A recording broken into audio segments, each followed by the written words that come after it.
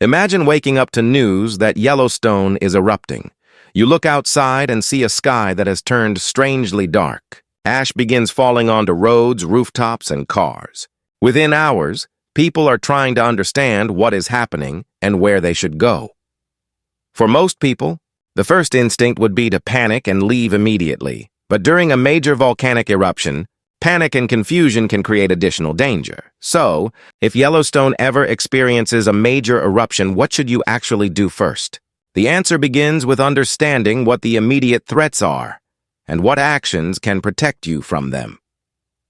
Yellowstone is one of the world's most closely monitored volcanic systems. A large explosive eruption is considered extremely unlikely, and scientists continuously watch the region for changes in earthquakes, ground movement, and other signs of volcanic activity.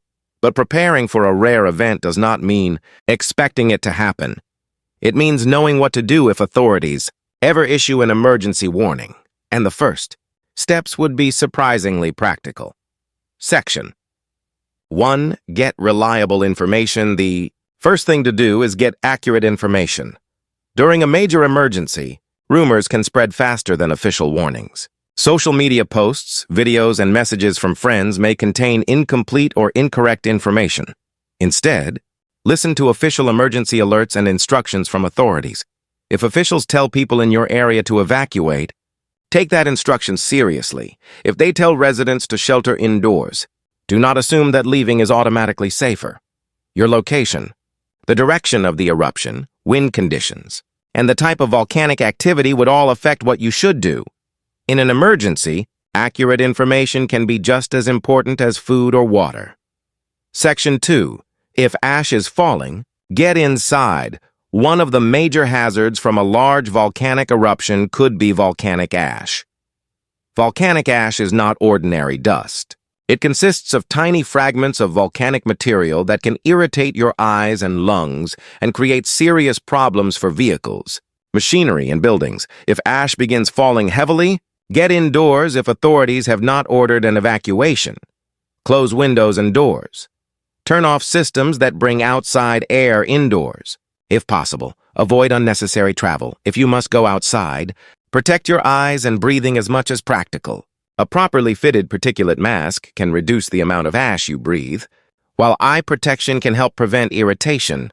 And remember, ash can make roads extremely dangerous. Section 3. Protect your water and food. Another important step is protecting essential supplies from contamination by ash. Keep drinking water containers covered. Keep food sealed.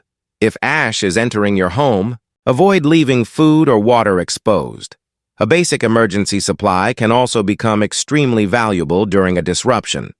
Store enough drinking water, shelf-stable food, medications, flashlights, batteries, and basic first aid supplies to remain self-sufficient for several days. The goal is not to build a perfect survival bunker. It is to avoid depending entirely on stores or public services during the first chaotic period of an emergency. Section 4. Prepare for power and communication problems. Major disaster could disrupt electricity, transportation, communications, and access to essential services. That means your emergency kit should include simple items that do not depend on the internet or the power grid. Keep flashlights available. Have spare batteries. Keep a battery powered, or hand crank radio if possible. Charge essential devices before conditions deteriorate, and keep important emergency information available offline. If phone networks become overloaded, repeated calls may not work.